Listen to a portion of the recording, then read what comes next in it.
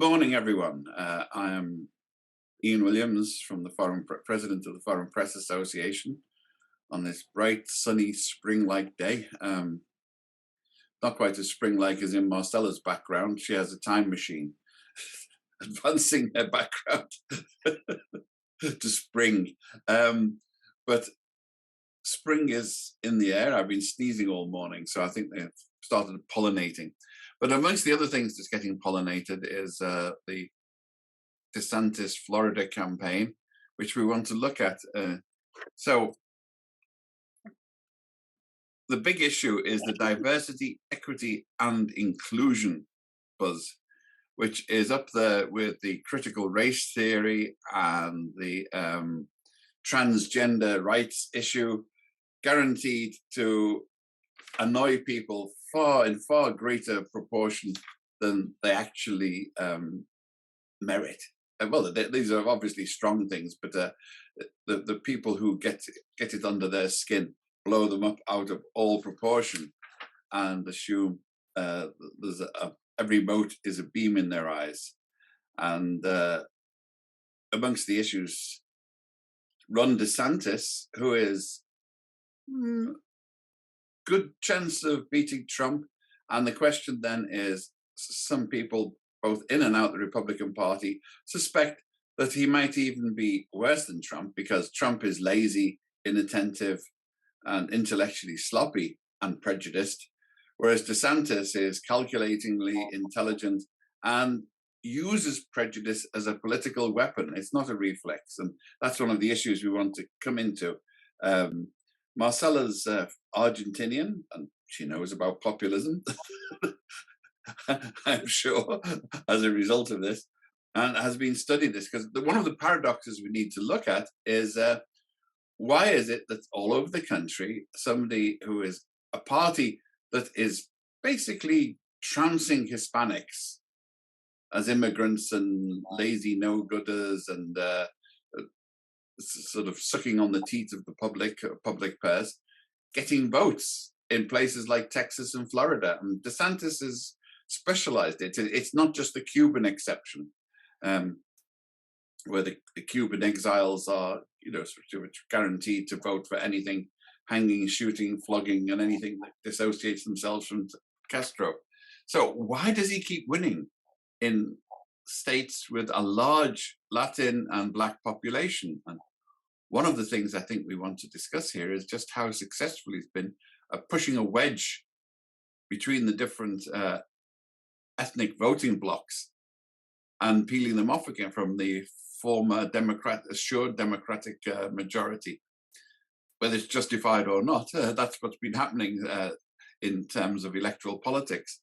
So, Marcela, do you want to lead in on this and tell us how Sure. How it looks at the moment? And every day there's more bad news pours in. I'm not sure that having Nikki Haley, the subcontinental supporter of Modi, in the race is going to help much at all. Not at all. I have my theory about Nikki, but we're not going to get into her now. But first of all, thank you so much, Ian, for inviting me and being here again with you. The Foreign Press Association is a real honor. And, you posed a great question, and it's a question that I asked myself many times, particularly also with Donald Trump and the Republican Party in general, why Latinos are still voting for the party. And in the case of DeSantis, he just had an election. He won by 19 percent points. Trump only got 3 percent point advantage. But interestingly enough, when it comes to Latinos, he won by 57% of the Latino votes, and not only Cubans, but also Puerto Ricans. So what we do oftentimes is we let our own ideas and feelings really take over, and we cannot see the entire picture. So what we have to do, and it's very important, and the same happened with Trump. I remember clearly before he won the election, people will say he cannot win, he's this, he's that, he's a racist, it's impossible for him to win. And we were tracking his numbers and we were seeing that he could win, and he was, it was very close, but he had a good chance to win. And when I will say that, people will attack me, like I wanted him to win. But we have to know the reality, because otherwise we're going to have surprises, like in the case of Trump. But in the case of DeSantis, if we look at Florida in particular, because it's a case where Latinos really went for him, we're looking at one part of the equation. We're looking at, DEI, CRT, and all the things that he's doing attacking minorities.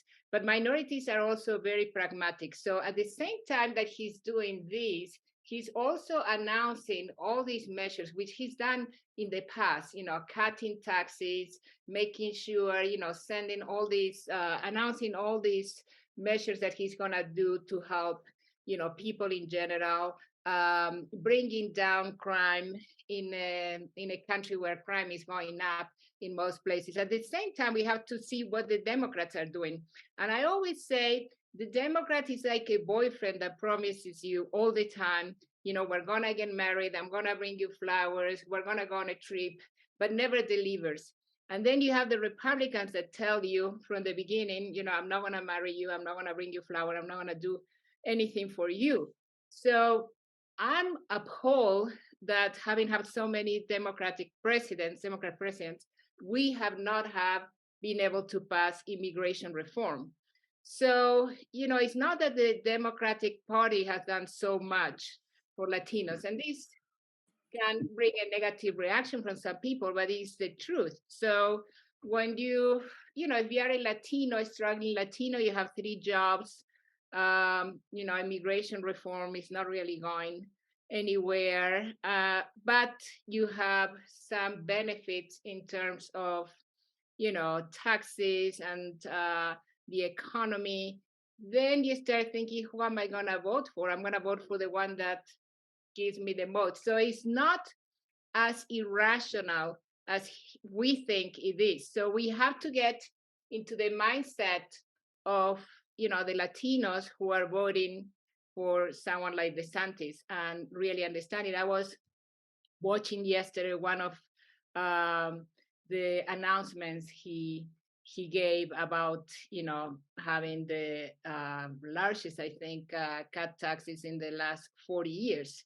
So if you hear that speech, he didn't mention at any point DI, he didn't mention minorities. It was all about the economy, about, how he's benefiting families. As you know, Latinos tend to have large families. And, he was going on and on about all these benefits. So if you're a Latino, you start looking at that and you say, well, this is great. This is going to be a benefit for me. I do not agree, they may say, with all the things he's doing in other areas, but this is better than, other politicians are doing. So I think what DeSantis is doing, he's playing at 2 sides. On one hand, he's playing with all the DEI and CRT into the 70% of his Republican base, because he needs to win the primaries. And it's very hard to win a primary if you're a moderate. Not that he's a moderate, but you cannot win. So he's looking at that. But at the same time, he's not Donald Trump. He's not someone that tends to insult people just for the sake of insulting people. And that's where I agree with you. He's much more dangerous in the sense that he's more pragmatic. He seems to have a plan. He's very disciplined. So at the same time, he's giving all these arguments and doing things and showing how his state has been, the one that did the best, in his view, after COVID-19, the one that is doing the best. Didn't it have the highest casualty rate in the country? Yeah, I'm saying what he pictures it, because he's measuring by economic terms. So he's saying this is the state that is having the largest number of, small businesses being created and businesses being created, more than California. So I could see him in this speech. It's very interesting how he's positioning himself towards is something that he's going to use when he wins the primaries, right? And he's going to try to say, look at what's happening here in Florida. I'm attracting, all these people are coming here before, and he said this before, people will come here to retire. They still coming to retire, but I'm attracting also families, young families who are coming to the state. So what he's saying is nothing like Trump. You know, people compare him to Trump. Trump will be always insulting someone, making fun of a journalist, insulting someone because, you know, a woman because she was fat or ugly in his view. Is not what Desantis does. So I think, so that's why also what is happening is that he's attracting a lot of the money power. And as you know, Ian, he has more than 42 billionaires supporting him right now. And prior to, you know, like 1 or 2 years ago, he only had 17. So it keeps, you know, growing. That's something significant. The other thing that I'm very surprised myself as being a strong advocate of DEI is that I haven't heard too many voices coming up. You know, I haven't heard corporate America coming up and saying, you know, what the governor is doing is totally irrationally go against our values. I haven't seen that. You know, there's some demonstrations taking place, but I haven't seen the big leadership coming up and complaining where is the business roundtable, you know, in all of this. I haven't heard anything from them. So, you know, do they agree with him? Are they scared of him because what happened with Disney? I don't really know, but I'm very surprised by the fact that we haven't heard much from. I'm not so surprised. They did not actually. They didn't appear on the barricades about Trump either when he was taking disastrous decisions. And I think their point is that if some minorities have to suffer so that he can win the votes and put through a totally pro-business agenda, so what? It's an entirely rational, if absolutely unethical calculation. And he is no doubt at all calculating, because these issues that he's gone on, Trump discovered these, how should we say, instinctively. Yes. He's a natural. I mean, he was playing by ear, and he was playing really well. And I do believe that Governor Desantis has worked out, and he's got focus groups sitting there, and they're working out which buttons can we push. Definitely. Get the vote, regardless of the consequences.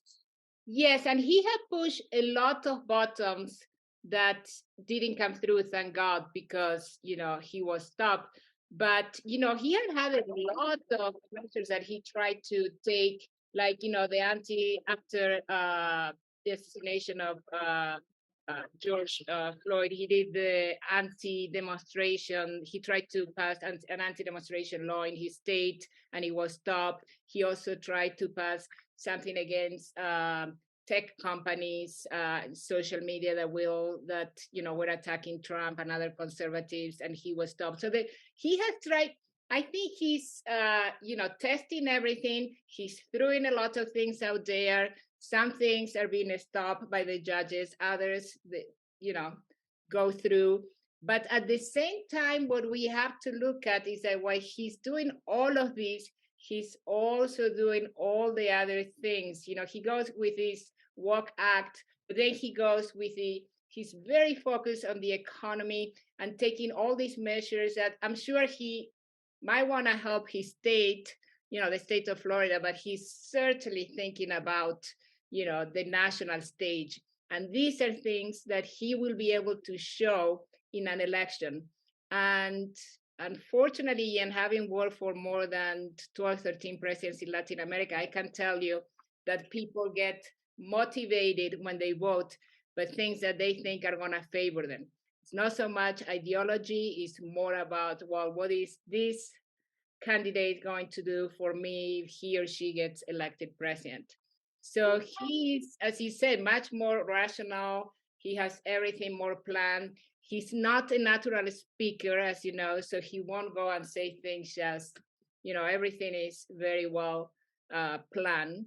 So it's a completely different type of candidate and leader than Donald Trump is. And so he's very scripted. He doesn't go off he doesn't go off the message. But have you an idea who it is who's helping him craft this message? Who's found it? Who's? I I mean, because this is, in a way, this is old politics. Richard Nixon was the one who, as a Quaker and a Northerner, managed to get the Southern vote out with dog whistles, and since then the technology. Political technology has been refined, and we've got whole hosts of dog whistles blowing now. But there are some key issues, and they're issues that, whether we like it or not, do motivate people. I yes. mean, it's working in Britain at the moment. All you have to do is to introduce the transgender thing, and people are swinging from the rafters. We're talking about one prisoner in a jail in Scotland that has managed to, the whole issue seems to have overthrown the First Minister of Scotland, of all places. Where, I mean, the men have always worn skirts in Scotland. What's their issue? But sorry about that, but I couldn't resist. But it just shows what these wedge trigger issues can be and how important they are. And quite often, the Democratic proponents of miss out the significance for people. I mean, the whole idea of critical race theory was God's gift from liberal academics to the Republicans.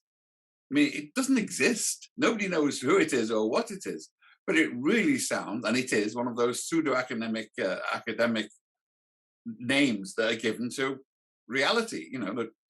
That Black people have been discriminated against for 400 years. Yes. So you get yourself a professorship and a tenure by calling it critical race theory, and then wonder why the Republicans come and beat you over the head with it. Well, what is fascinating again is that the country is very divided, as you all said. You're pro, you're against, and each time the divide, it seems to widen more and more. So again, I think what he's doing very, very well, in my view, is that he's going into those divisive topics to attract his base, but then he's giving also all the issues that united. Because let's say most people, I would say the vast majority, want to pay less taxes, right? I don't hear too many people in the research we do that say, oh, I want to pay more taxes. It's the opposite. Most people want to have more money. Most people want to have a better financial, situation. Most people want to start their own business.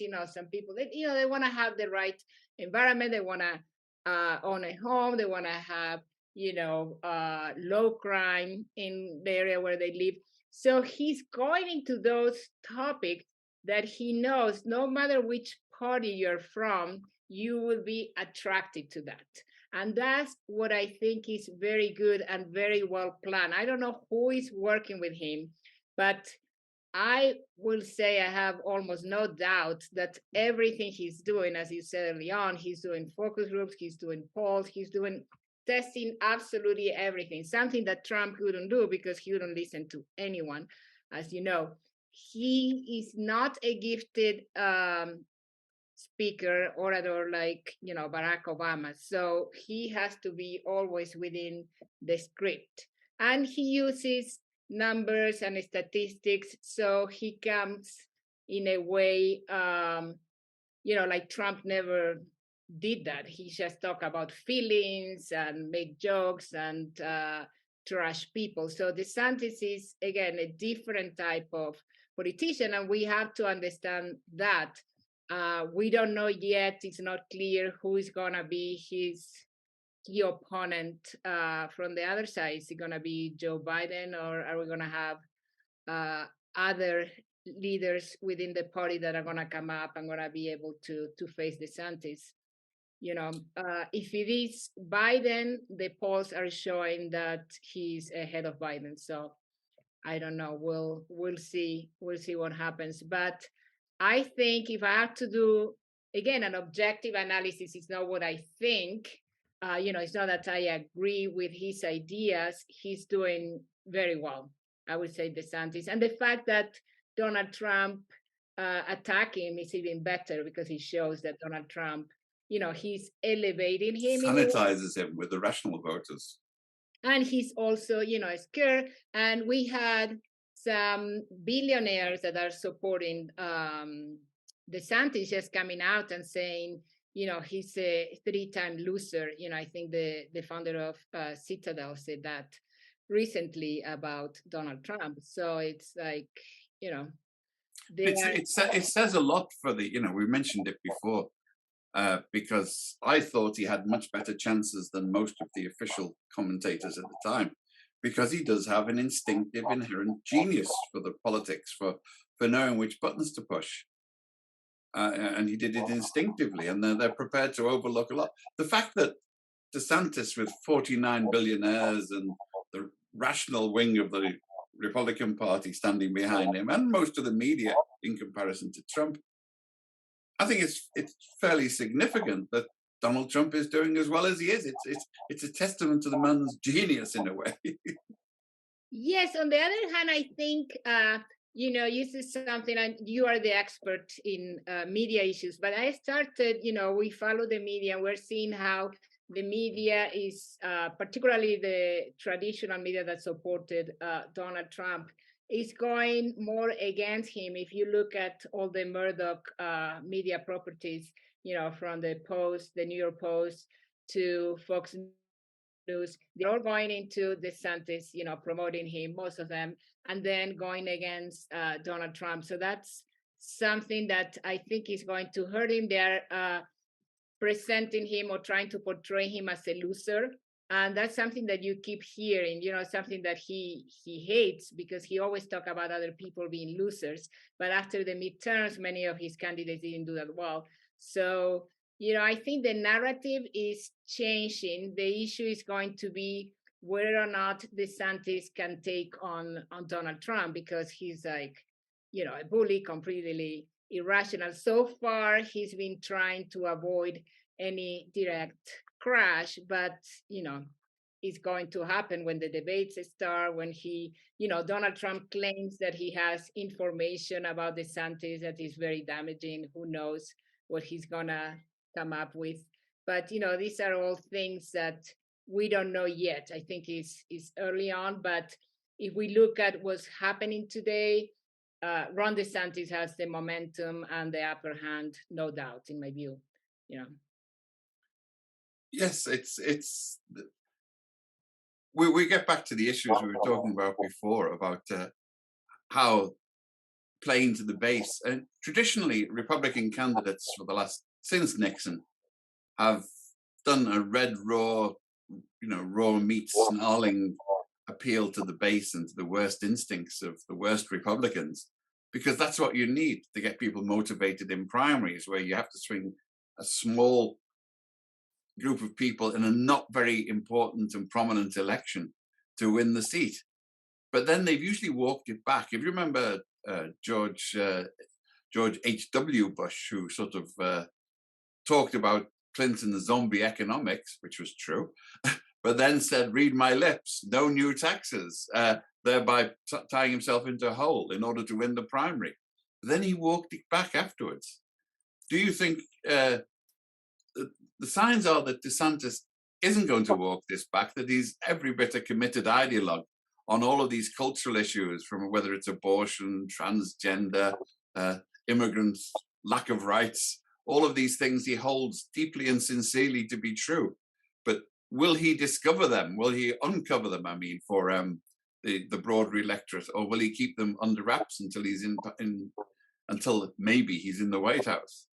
Well, my feeling is that he's very pragmatic, and he wants to win the election. He wants to win the primaries, and he's doing everything to do that. But then he wants to win the general election. I think what he's gonna do is he's gonna, turn down the volume on all the divisive things that may be a challenge for him to achieve his goal, and he's gonna turn the volume up on all the things that, as I said before, are a clear winner, like the economy, crime, taxes, what he's done with the state of Florida. And I think he has a lot to show about the state of Florida, and he likes to use statistics, as we've seen. So he's gonna use those, and he's gonna create his own narrative about, from COVID, the So that economy. all those dead bodies never happened.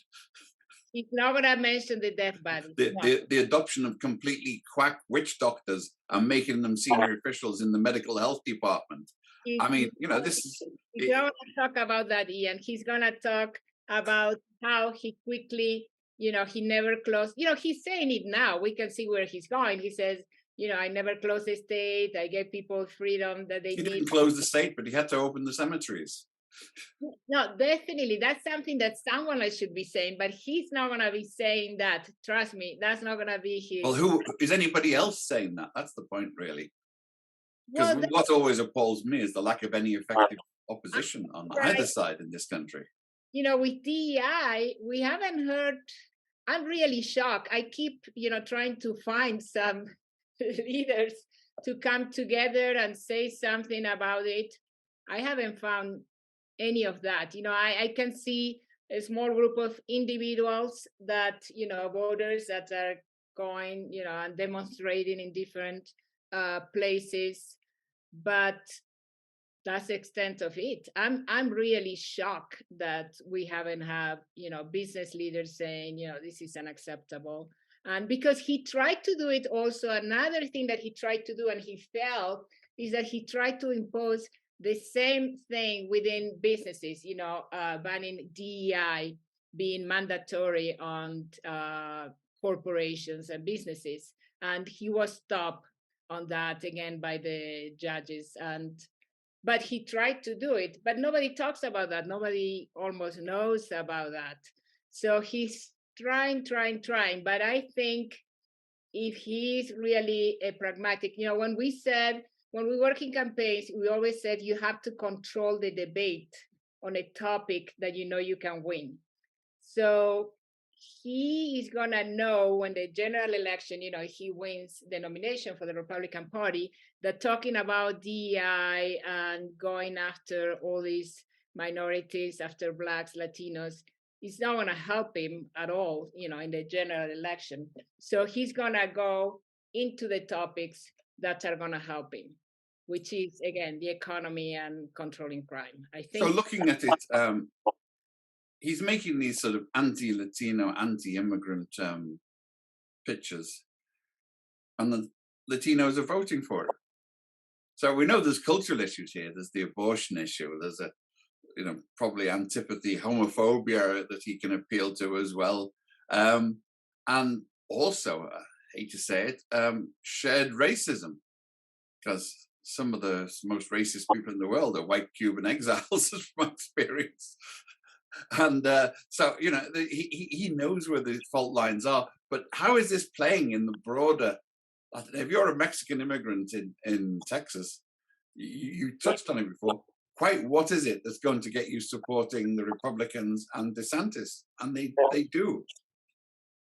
Well, I'll tell you, it's pragmatism. It's going to be the fact that I think as a Mexican immigrant, myself and my children will have better opportunities under a DeSantis administration versus, whoever the candidate is from the Democratic Party, because, what have they done for me before? I'm still an undocumented person. I don't have any rights because the Democrats haven't done anything. They had opportunities to pass immigration reform. They haven't done it.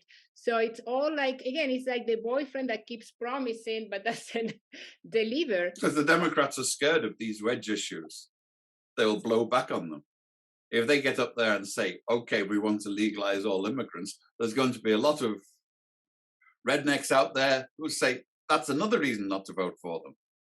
Yes, that's right. But, I personally, and that's a topic for another webinar, I think we can achieve immigration reform without giving everybody citizenship, everybody who has come in this country, who is undocumented. But I think there has to be a way to do something for all these people, which we let them be here, we treat them, not us, but a lot of people, because they don't have rights, they treat them in a very unfair way. We take advantage of them. They do all the jobs that nobody else wants to do. So I have a plan for that I think would work. But we have to do something. We But you have have the ear of a Democratic candidate who you can share this plan with. Yes, definitely. I would love to if they will listen. But Mhm. as you said, it's all politics. But the thing, Ian, that they do is that they promise that they are going to do something for all the undocumented. So as a Latina, obviously I'm not undocumented, but that's a topic that is very close to my heart, even though I'm not suffering from that. I don't have any relatives who are undocumented, but it's very, very close to my heart. But it's also very frustrating to see how politicians use the topic when it's convenient to them, but then they don't do anything about it. So what Latinos are thinking is, and we've done a lot of research among voters and among Latino voters, and one of the things that surprised me the most was doing research with voters, and someone was, Latino. There were a few Latinos that were, in favor of Trump. And I, said, well, how could you be in favor of Donald Trump? He has said, all Mexicans are rapists. He has said this, that. And they said, and this is what they said, I was appalled. Well, we share his values. And I'm like, which values are you talking about? And Well, according to some of the allegations, you can see where the allegation of rapists might well resonate with Donald Trump. But we have to be careful. I think there's still libel laws here. But abortion. Like, what? Donald Trump? But it's like perceptions are more important than reality, right? But I think in the case of Desantis, we'll go way beyond, and it goes way beyond that. We saw it again in Florida, where they are voting for him because they think he's the one that can improve my economic situation, if not my legal status. But and but people that vote, they are not undocumented, so it's not an issue that they personally face. But the but there's some totem issues that he's coming in on now. I mean, clearing books out of school libraries, banning books, banning not book, quite banning books yet, but I'm sure there are places in public squares all over Florida being cleared for a burning site. And then there's the attack on Black studies. Now, you mightn't have to support Black studies, but the idea that you ban them being taught, that students, I mean, would he, for example, ban Jewish studies? well, that's a great point. I think he will not go there because it will be interesting to analyze which percentage of his billionaire donors are Jewish or not. So I don't think he will go there. But even if he might. Why isn't it being framed in that way? Why aren't we banning Catholic studies, religious studies in Catholic schools? Why aren't we banning Jewish studies? And why aren't we banning the Mormons? Nobody's saying anything, and I'm as appalled as you are, because I would have thought that more voices were going to raise and say, look, this is unacceptable. You cannot do this, because the way he presented too is that he said we shouldn't be using our taxpayers' money on DI and some other things. But what he did also, which shocked me the most, that I was very surprised, is that you cannot use any funding. If I go and I said, look, I'm going to give you $3 million to this university so you can have a DEI program because I think it's important, they cannot do it. It doesn't matter where the funding comes. He banned it completely. And that's the part I was even more shocked, because I thought, well, he's using this as to say, well, we're not going to use your money for these type of things. And some people might be in agreement, let someone else pay, but no one can pay. So that's, but he's getting away with this because we are not hearing anyone talking in the terms you are talking. Maybe we should get you to be the candidate, Democratic presidential candidate to it. But it's like, Promise me a check and I'll put in a bid. But no, it really is a case of reframing the issue. And I mean, this country prides itself on freedom of speech. I know that people do it tongue in cheek because they meant freedom of their speech more often than not the one across the road. But the idea of banning the books from libraries, of banning courses, of saying you can't teach this and you can't teach that, is really anathema to many of the voters he will want to get. So why isn't this issue being put more on a wider scale? I mean, in fact, funnily enough, in Latin America, the autonomy of universities is a serious fighting issue, Yeah. where the army and the police go and fighting the students over it. But here, autonomy of universities in Florida seems to be a joke. Yes, they, some students have protested and they have complained, but I think given the seriousness of the issue, I would have expected also opinion leaders to come out, in masses and attacking DeSantis for what he's doing. And the other issue is that we don't know, and I was wondering about it, if he becomes president, is he going to try to do the same at a national level? For example, I got an email yesterday for the Metropolitan Museum of Art, and they're doing all these great exhibits in honor of, Black Month, and they're talking about all these issues and, portraying all these Black artists, and it's great. I can't wait to go and see all the things they're doing. Is he as president going to say, no, the Metropolitan Museum of Art cannot do that?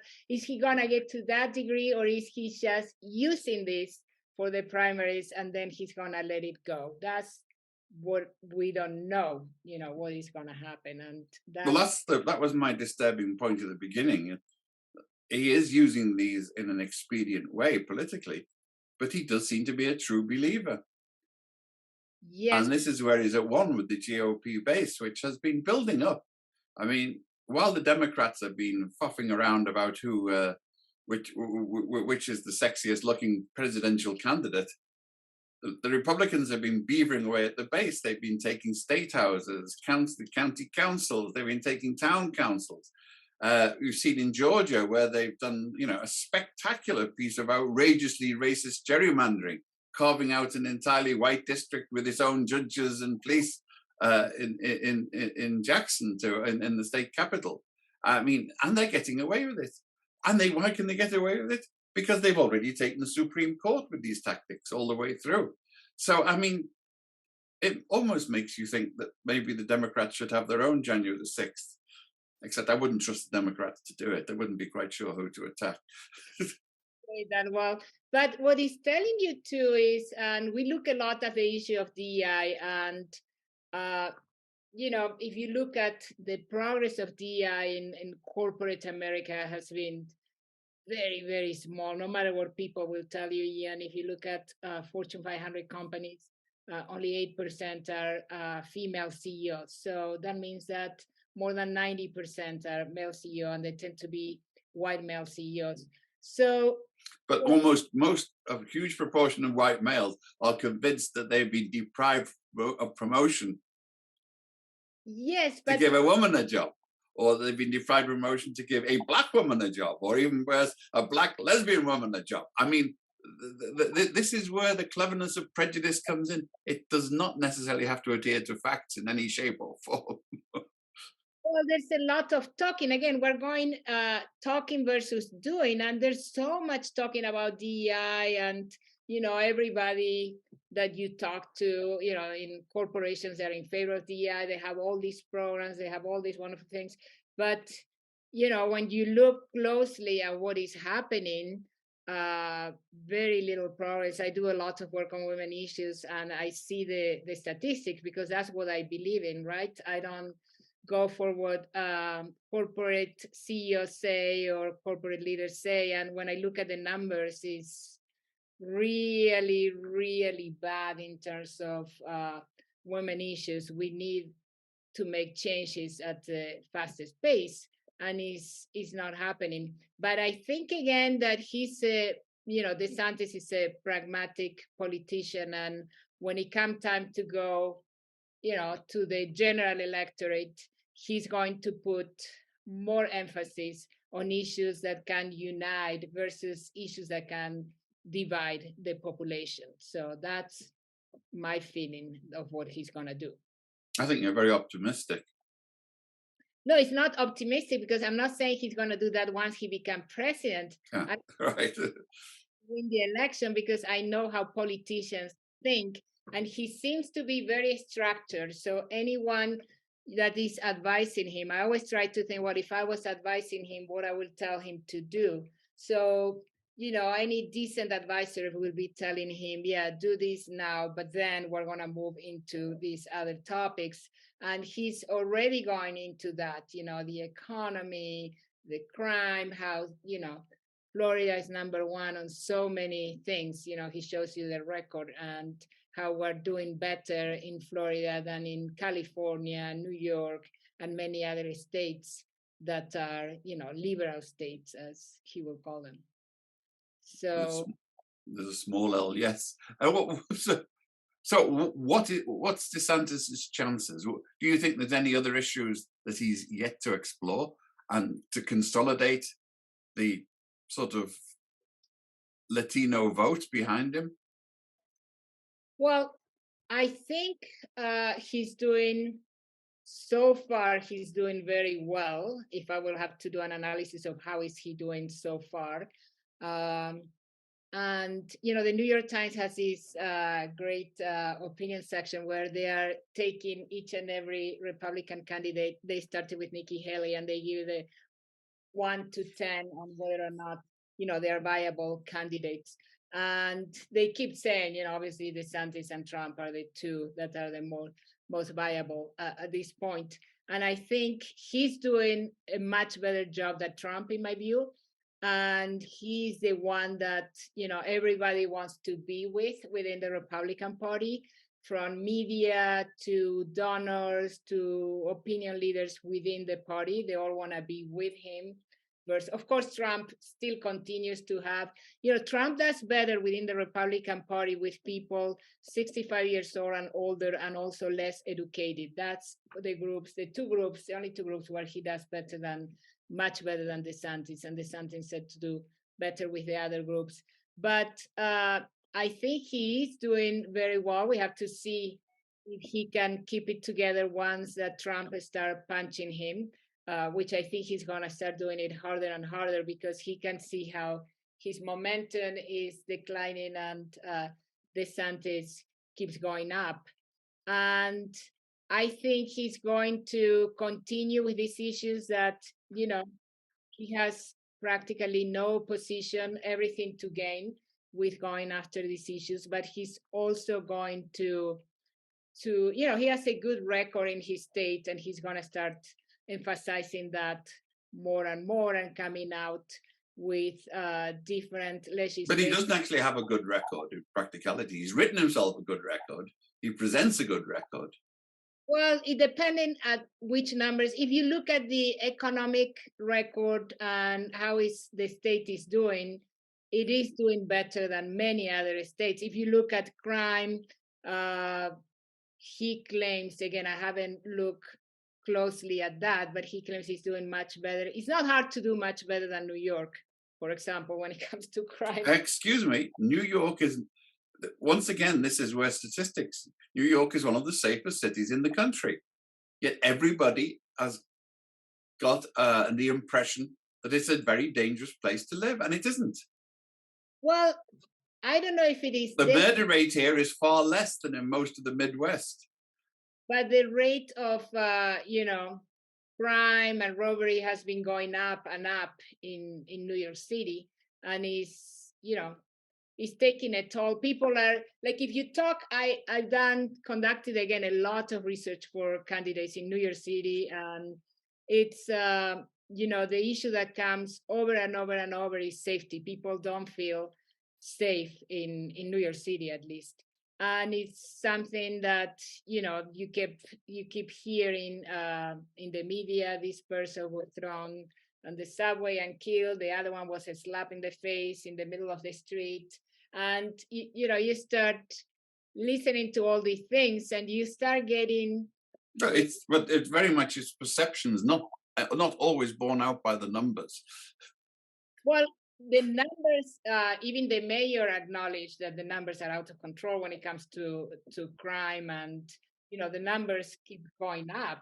And it's a problem because, we have a system where it's a small group of people that keep committing the same crimes, but they keep, getting out and they don't go to jail or whatever. That's something that we can discuss about. But there is this feeling of feeling unsafe in New York City.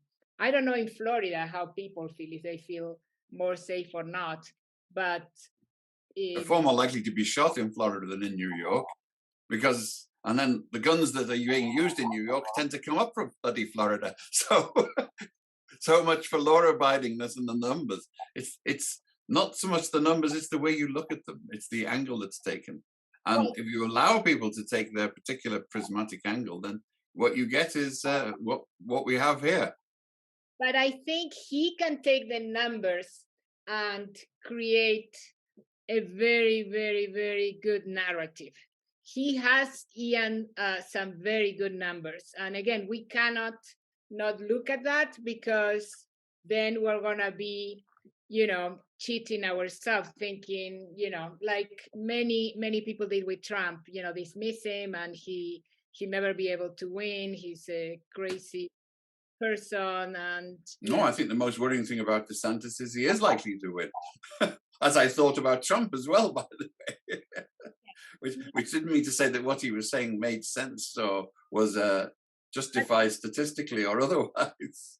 of course not. We have to leave our ideologies aside, and whether or not we agree with him, we know we don't. But he is very thoughtful. He has a very well planned strategy, in my view, and I think it's a two-way strategy for his base, the Republican base, and then for the general electorate. And it worked very well in Florida. He won by the largest margin in, I think, the last 40 years, 19 points in Florida. He won in Miami-Dade district. He won in a lot of places, Palm Beach, that weren't traditionally Republicans, and he won within Latinos. That should be a surprise. That's the bit that I want to hear more about all of the time. How? Why? How does he do with the African American vote? This is an interesting one. Yes, it will be interesting to see how he does now after, everything that he has said. I would like to think he's not going to be doing that well with African Americans, but it will be interesting to see. And as you know, Ian, African Americans and Latinos don't vote as a bloc, so that will not affect him with the Latino vote. So, well, I think that's one of the core problems of the Democratic Party is ever since Jesse Jackson, they've assumed that the Rainbow Coalition and the gorgeous mosaic hold together. But, mosaics aren't united. They're lots of little tessera with cement between them. And the rainbows have strong lines. And this is forgotten, that we assume block-like behavior when it's not necessarily to be taken for granted. Not at all. This is not a rainbow coalition at all. Like Blacks and Latinos don't vote in blocks. So that has been proven and is a fact. So, we may think it will be a good idea because I think we will have more power, but it doesn't happen. So, it's not going to affect him at all in that respect. It's almost a false premise. I'm not going to vote for a WASP simply because he's white. On the contrary, look very closely. Who is this person? Where did they come from? Why? And I wish more Latinos and African Americans had the same. I'm not going to vote for that crook just because he's black. I'm not going to vote for that crook just because his name ends in a vowel. It happens. I think I worked for Mike Bloomberg when he was running against Ferrer, who would have been the first Latino mayor of New York City. And we knew we couldn't win the election unless we got a significant percentage of, the Latino voters. At least 30%. We ended up getting 40%. But it was very tough because, older Latinos were like, oh, very nostalgic. We want to have a Latino mayor. But the younger ones and middle age were like, no, absolutely not. I'm going to vote for Bloomberg because he has done so much for us in terms of education, in terms of the economy, in terms of safety. And so they were very pragmatic. So you have the pragmatic voters that tend to be the younger voters, and then you have the most, more nostalgic voters, if you want to call them, more ideological voters that oftentimes tend to be older. And it didn't work for Ferrer. You would have thought, well, every Latino would be like, I'm gonna vote for a Latino, first chance to have a Latino mayor, and it didn't happen. So it doesn't work that way. You would think like every woman will vote for Hillary Clinton, or would have voted for Hillary Clinton, but a lot of women didn't like Hillary Clinton. So it goes. But reviled as traitors to the gender for it. I've never seen such vitriol as Democratic women who thought Hillary Clinton was a conservative and shouldn't be supported. Arised this sentiment, a strong sentiment, particularly about women within the party, and it was, they wouldn't vote for her. So. Look, we're getting towards the end now. Is there any last-minute questions from anyone? You've all been hiding very quietly out there. If you put it in the chat box quickly, we'll have time before closing. But I mean, it really is, the whole issue of identity politics is very different because it's not susceptible to sort of rational algorithms. No, it's not. Here we go. Frank is. I thought I'd put your question up before, Frank. How much national appeal can Desantis' funding of diversity offices in Florida State universities have, and removing books from libraries? He's getting away with a tax on Black studies, etc. I thought we asked that, but please be more explicit. Well, as I said before, I think he's using that at this stage of his campaign. And, every campaign has different stages. When I work with a presidential candidate, we always focus on what is immediate, which is winning a primary, right? Because if you don't win the primary, you cannot even think about what's coming next. So it's happening in many countries, not only here in the US, that to win the primary, you have to use a strategy that is not going to be under any circumstances the one you use for the general electorate. So I think he's now focusing on that stage. And this is what you're hearing about DEI and banning books and all these things that he's doing. And interestingly enough, he said all these programs discriminate. He's using the terms that we're using, but against the programs. So it certainly seems to be working for him at this stage, and we'll see whether or not he wins the Republican primary. But if he does, we are going to say, well, it did work. The issue is what happened next. And I think he won't continue with this message. This won't be his platform for the general electorate. That's what I think, because it wouldn't. But I think the suspicion coming out is that isn't because he's changed his mind, it's because he's going to be expedient in what messages he presents publicly. Oh, definitely. I'm not thinking that he's going to change his mind or he's going to say, I made a mistake. What I'm going to say is it's a question of volume. The volume is going to go on all the other topics that he knows he can win. As a candidate, you have to think, what are my winning topics that I can win? What are the topics where I can win, where I have I'm strong about it, I can show that I'm good at that? And what are the topics that people care about it? Because if he talks about a topic that nobody cares about, or is extremely controversial in a general election, it's not going to be favorable to him. And this is not something that we're saying that nobody knows. This is basic. Any consultant would know this. Any politician should know. Every consultant knew that Donald Trump didn't stand a chance. Well, not every. I'm telling you. No, I mean, I didn't. But if you look around the world, you have Modi, you have Duterte, you have Bolsonaro, you have examples from all over the world where people get elected despite the received wisdom of the pundits. Oh, totally. Yeah. There's so many examples that we can see. The other thing that we are seeing is that most of those leaders are leaders that go to extreme narratives. And, Bolsonaro is, another example that, we would have never thought. Well, I can see why he feels at home in Florida. Yes, yes. Has he been welcomed to the State House yet? Is he a consultant? He's consulting, although he's more in line with Donald Trump. He's the type who will say, I don't think DeSantis would like to have him in his team, but we'll see. Yeah, because it's almost as big an ego and almost as clever. Okay, I think it's time that we should wind up now. I want to thank you, Marcela. If you check out the work that she's been doing on the Latin vote, I mean, if Mike Bloomberg can listen, so can you. And we've it's been an interesting, somewhat inconclusive discussion because we're it's almost quantum. The quantum physics, the positions pop in and out of existence depending on who's wielding and who's observing.